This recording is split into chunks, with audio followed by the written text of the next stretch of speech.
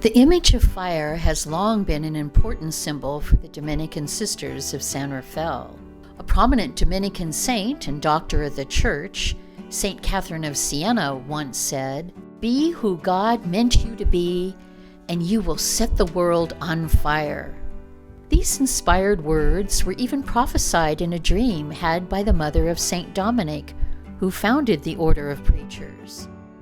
Shortly before she gave birth to her son, she dreamt of a dog running, with torch in mouth, igniting the world.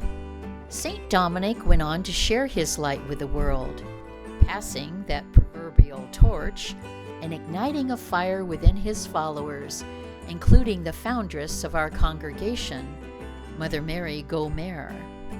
As a Dominican nun in France, she answered the call to meet the educational needs of her time when invited to the west coast of a young nation.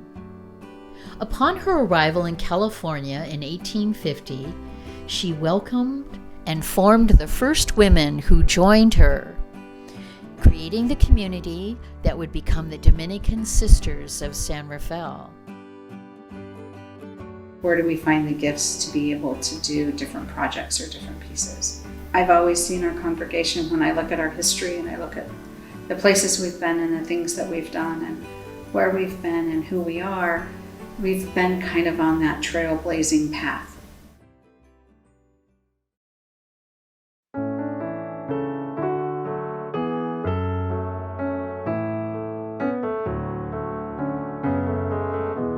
With a long history of seeking truth and being a light to people and places in need, the sisters minister in a multitude of ways.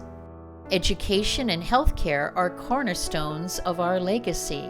Our efforts to live interculturally within our own houses, our communities, and our world are stronger than ever. We continue to blaze trails. Whether supporting efforts to explore interfaith dialogue and spirituality, serving those in need, or by engaging others in conversations on challenging topics such as systemic injustice. We sisters are committed to study, reflect, and act. Mother Mary set a solid example of walking the walk. It was just a wonderful emerging Black pride. I remember the song, "To be young, gifted, and Black." And so we worked with the students so that they began to recite all the poetry, Langston Hughes, Paul Laurence Dunbar, Phyllis Wheatley, Harriet Tubman and Sojourner Truth poems about their lives. And so this very, very beautiful program emerged. I was at the Religious Education Congress in Anaheim, and all of a sudden I see this incredibly beautiful display of Mexican children, the faces of the children in Mexico. I realized it was a program called Los Niños, and it was all about a marathon that happened every summer to raise money for these very children. And children at the border. It was the children at Casa de los Pobres, Casa de Cuna. But what happened as a result of seeing those faces and going over to that and finding out about this was that this young boy, Chris, said, "Sister, would you walk with us?" Here's a young man, 7th grade boy. I mean, do I say no? Right. So I said yes.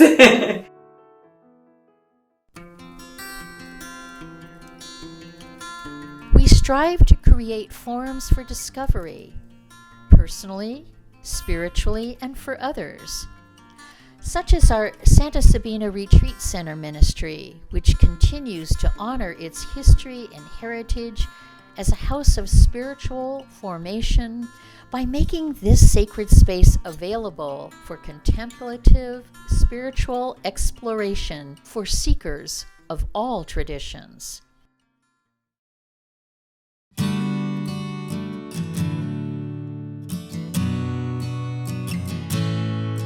And what had come to me and was affirmed by the sisters that we brought was a contemplative way of being, to really deepen the contemplative life, but in many ways. So contemplation in the arts, contemplation in nature, contemplation in scripture, contemplation and personal spirituality. I mean, just many, many ways in which we could engender and deepen a sense of the sacred in the broadest aspects. My name is Mary Marcy, and I am the president of Dominican University of California. I am starting my 10th year as president of this university. The mission of Dominican University of California derives directly from the Dominican values, which of course are embodied in our Dominican sisters. The mission of the university is to bring alive the Dominican values of study, reflection, community, and service for all of our students, and to live it every day in our lives as faculty and staff.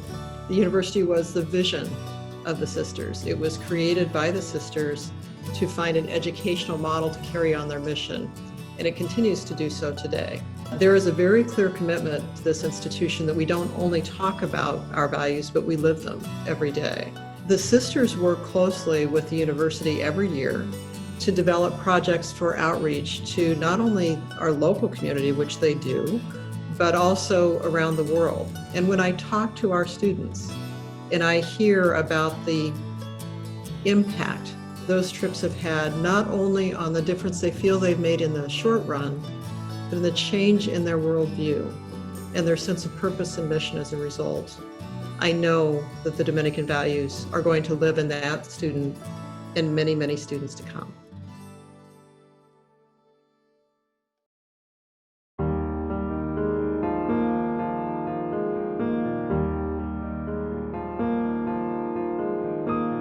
Acts of love and compassion aptly characterize the various ministries and interests of the Dominican Sisters of San Rafael.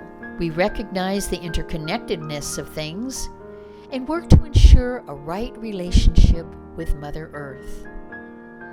Whether sharing a passion for sustainability through gardens, solar power, and implementation of the Earth Charter, we sisters preach with our lives.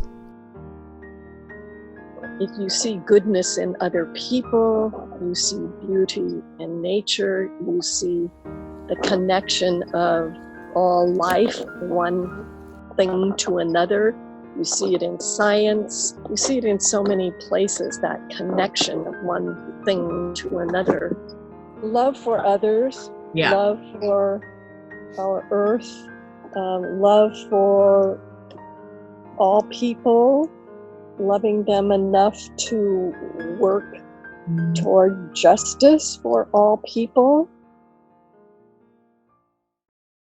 My name's Don Wiley, and my role here is the president and CEO for St. Joseph's Medical Center. The Dominican Sisters actually came to Stockton in 1876, and they came here actually to be involved in starting up an educational opportunity.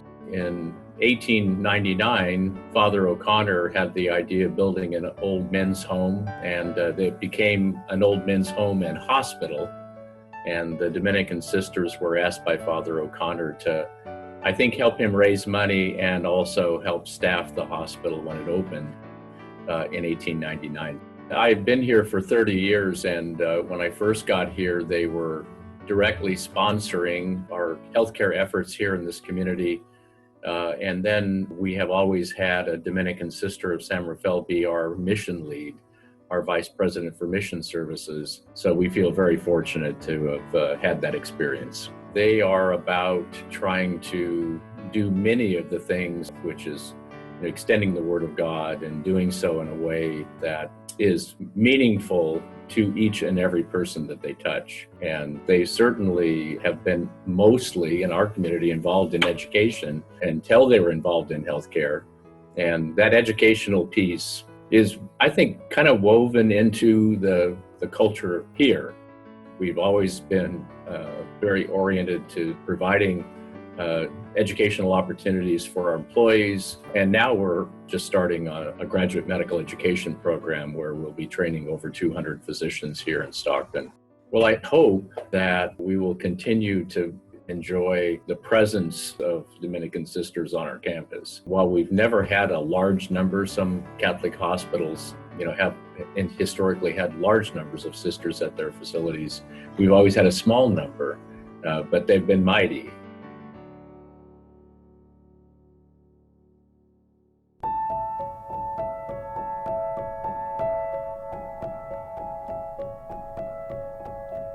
Inspired by the principles of Catholic social teaching, we encourage active engagement for social change, to be a voice for the voiceless.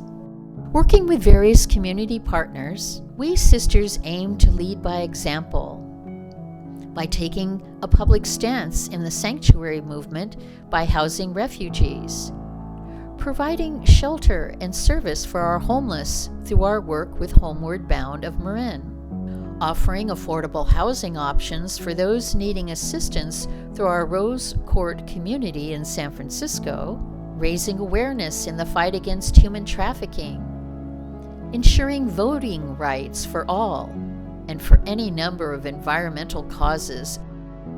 I am very committed to all our corporate stances as Dominican sisters: anti-nuclear war, anti-war in the Middle East, the trafficking of women and children, the abolition of the death penalty, sanctuary for refugees, the implementation of the Earth Charter, saving our planet, are all works that I did for the last 10 years before I retired.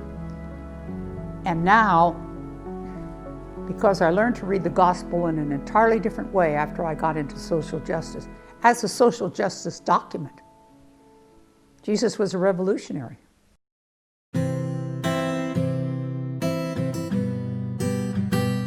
Inspiration from the selfless efforts of those working tirelessly in the areas of immigration rights and advocacy, jail ministry, and restorative justice initiatives, as well as those providing services so desperately needed by those living in poverty.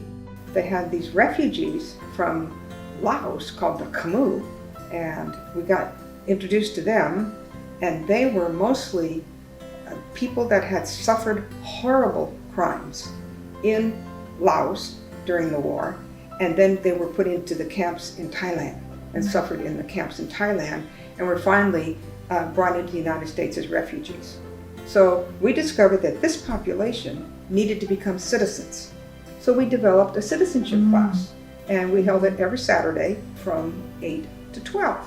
They managed to get there were 32 of them, older people mostly, that were able to get their citizenship and get their benefits restored.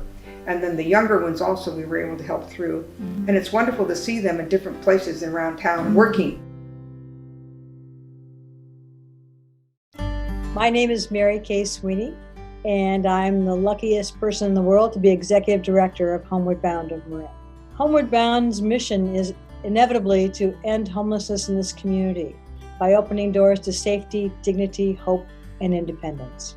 I think their commitment to be preachers of truth, love, and justice really resonates with us as we try to be emissaries of those same words. The Yellow Hallway was a special project because there's one thing about promoting justice and making sure that the community is involved in kinds of making homes for people. There are many projects that Dominican Sisters have worked with Homeward Bound around, everything from Oma Village, which is for a family program for 14 families, involvement with the King Street project in Larkspur, which was for seniors, converting an old convent that was vacant into housing for 12 seniors. That happened a couple years ago. And also their own volunteering with various programs, and especially Sister Carla, who's been on our board of directors since 2002. So we've had a wide range of involvement and just incredible generosity from the sisters.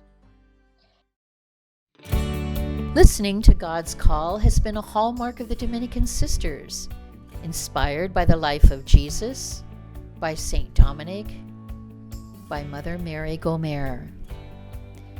Each year on December 6th, we honor and celebrate her brave yes to that call.